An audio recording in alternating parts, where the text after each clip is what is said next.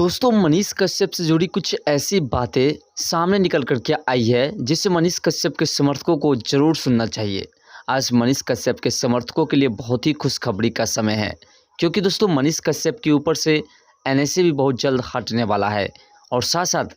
Manish Kashyap BJP से अब election लड़ने वाले हैं बिहार में। जी हाँ दोस्तों, आज के इस वीडियो में इन दोनों मुद्दे पर मुख्य रूप से बात करने वाले हैं, तो वीडियो में एंड तक बने रहिएगा और चैनल पर नहीं तो चैनल को सब्सक्राइब जरूर कर लीजिएगा। दोस्तों दरअसल बात है, मनीष कश्यप को अब एनएसए के तहत जो जेल में रखा गया है वो भी बहुत जल्द हटने वाला है। दोस्तों ऐसा इसलिए कहते हैं कि मनीष कश्यप के ऊपर तमिलनाडु में 6 मुकदमे दर्ज थे और मनीष कश्यप को इन 6 मुकदमे में बेल मिल चुकी है। दोस्तों आप सोच रहे होंगे कि मनीष कश्यप को आखिर 6 मुकदमे में बेल कैसे मिल गए। तो दोस्तों एक प्रावधान होता है कि अगर किसी के केस में जिस मुद्दे पर केस किया गया है उस मुद्दे से रिलेटेड अपराधी के ऊपर जितने भी आरोप लगे हैं उन तमाम आरोप के एविडेंस कोर्ट को पेश करनी होती है। लेकिन तमिलनाडु सरकार की तरफ से जो केस किया गया है मनीष कश्यप के ऊपर, एक ही मुद्दे में उन तमाम मुद्दों के तहत जो मनीष कश्यप के लिए एविडेंस की ज़रूरत थी सरकार को पेश करनी कोर्ट में, वो नहीं कर पाए, जिसके लिए मनीष कश्यप को जमानत मिल गई 6 केस में। एक टाइम पीरियड होता है कि इतने टाइम के अंदर में किसी भी व्यक्ति के ऊपर जो आरोप लगा है उन तमाम आरोप के जितने भी एविडेंस हैं वो कोर्ट में पेश करनी होती है। वह लगभग 4 महीने का समय होता है और 4 महीने के अंतर में अगर कोई व्यक्ति या कोई भी अगर एविडेंस नहीं पेश करते हैं कोर्ट को तो उस केस में ज़मानत मिल जाती है। और मनीष कश्यप के खिलाफ़ में कोई भी एविडेंस पेश नहीं की गई है पुलिस प्रशासन द्वारा, जिसके तहत मनीष कश्यप को ज़मानत मिल चुकी है 6 केस में। अब दोस्तों ऐसा हम इसलिए कहते हैं कि मनीष कश्यप को जल्द से जल्द एनएसए के तहत जो रखा गया है वो भी हट जाएगा, यानी कि मनीष कश्यप के ऊपर से एनएसए हट जाएगा। तो दोस्तों एनएसए का प्रावधान होता है कि 3 महीने में किसी भी व्यक्ति को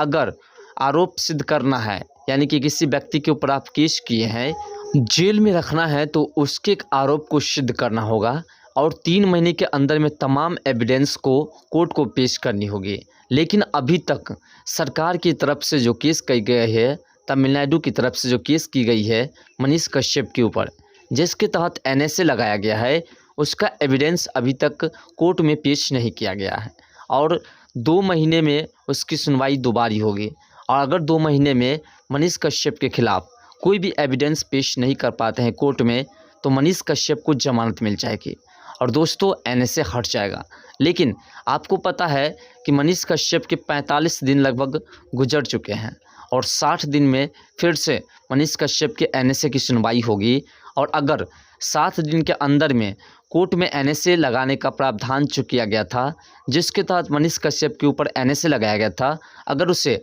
साबित नहीं कर पाते हैं प्रशासन व्यवस्था द्वारा या सरकार द्वारा तो कोर्ट उसके ऊपर से एनएसए भी हटा देगा। और कोर्ट को पता चल चुका है कि एक ही मुद्दे में कई जिलों से केस की गई थी, लेकिन अगर केस की गई थी तो फिर अभी तक एविडेंस क्यों नहीं पेश की गई। इसलिए मनीष कश्यप के ऊपर जो एनएसए लगा है उससे भी कोर्ट को समझ में आ चुका है कि मनीष कश्यप के ऊपर एनएसए फेक लगा है। क्योंकि अगर मनीष कश्यप के ऊपर एनएसए सही रूप से लगा होता तो मनीष कश्यप के ऊपर जो 6 मुकदमे दर्ज है उन 6 मुकदमे में मनीष कश्यप को जमानत मिल जाती। मनीष कश्यप के ऊपर से कोई भी केस का बेल नहीं होता, क्योंकि मनीष कश्यप के ऊपर जितने भी आरोप लगे हैं उन तमाम आरोप को सिद्ध कर पाते प्रशासन द्वारा, लेकिन प्रशासन सिद्ध नहीं कर पाए। इसलिए कोर्ट को लग रहा है कि मनीष कश्यप के ऊपर से अब एनएसए भी हट जाएगा, क्योंकि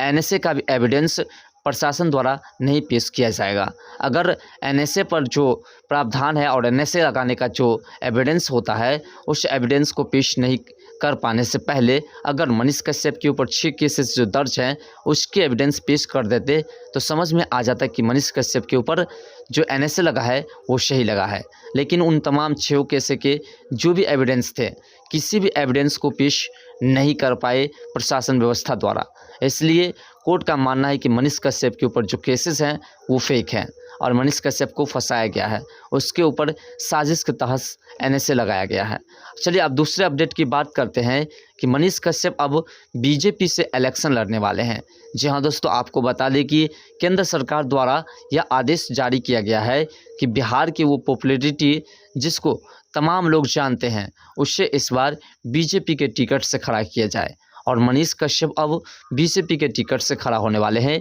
बीजेपी की तरफ से इन्हें ऑफ़र दिया गया है। अब बात आती है कि मनीष कश्यप उन ऑफ़र को स्वीकार करते हैं या नहीं। लेकिन मनीष कश्यप के समर्थक जिस प्रकार से मनीष कश्यप को चाहते हैं कि मनीष कश्यप नेता बने, इस बात से तो साफ लगता है कि बीजेपी के टिकट से मनीष कश्यप खड़े हो सकते हैं, क्योंकि मनीष कश्यप को चनपटिया विधानसभा से अब सीट मिलेगी बीजेपी के और मनीष कश्यप बीजेपी के सांसद बन सकते हैं। लेकिन लोगों का मानना है कि मनीष कश्यप को सांसद नहीं बनाना है, विधायक नहीं बनाना है, बल्कि बिहार का अगला सीएम बनाना है। अब बात आती है दोस्तों कि जनता के डिसाइड पर अगर चलेंगे मनीष कश्यप तो ज़रूर सीएम बनेंगे और जनता की आवाज़ पर उम्मीद है चलेंगे भी ज़रूर, क्योंकि तमाम जनता मनीष कश्यप के लिए जिस प्रकार से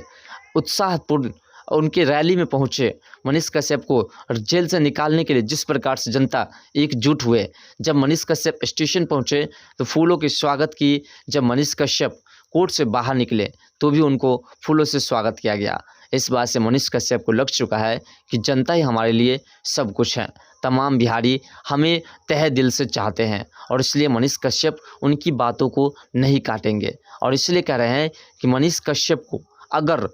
बीजेपी की तरफ से टिकट मिलती है और मनीष कश्यप सांसद पद से लड़ते हैं तो उम्मीद है कि मनीष कश्यप वहां से जीत जाएंगे। लेकिन बात आती है कि मनीष कश्यप के समर्थक की कुछ और कहना है। मनीष कश्यप के समर्थक का ये कहना है कि वो सांसद विधायक नहीं बनेंगे, बल्कि वो सीएम बनेंगे और देखा जाता है कि क्या मनीष कश्यप को सीएम के लिए कोई पद सुशोभित की जाती है, दी जाती है या नहीं। बात आती है कि अगर मनीष कश्यप को बीजेपी या आरजेडी जदयू की तरफ से कोई टिकट नहीं मिलती है तो क्या मनीष कश्यप के समर्थक के चाहने के बाद मनीष कश्यप इलेक्शन में खड़ा होंगे या नहीं, मनीष कश्यप किसी भी जगह से इलेक्शन लड़ेंगे या नहीं। तो दोस्तों आपको बता दें कि मनीष कश्यप के समर्थक का कहना है कि अगर मनीष कश्यप की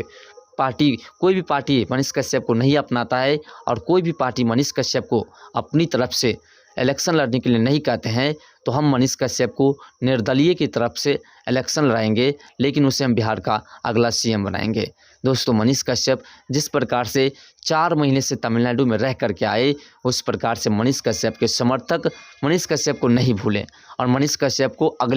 अगले सीएम के रूप में देखना चाहते हैं। मनीष कश्यप के समर्थक इतनी भारी मात्रा में है कि मनीष कश्यप को जो चाहेंगे वो बना पाएंगे। फिलहाल दोस्तों ये दोनों अपडेट्स आपके लिए बेहतरीन थे और बहुत ही जाननी ज़रूरी थी। तो आशा करते हैं कि आपको बेहतरीन तरीके से अपडेट समझ में आ चुका होगा। मनीष कश्यप से जुड़ी जो बातें सामने आई थी वो हम आपको बताने का प्रयास किए। वीडियो पसंद है, वीडियो को लाइक कर चैनल को सब्सक्राइब कर लीजिए। तो मिलते हैं नेक्स्ट वीडियो के साथ, तब तक के लिए बाय। जय हिंद, जय भारत, जय बिहार, जय मिथिला।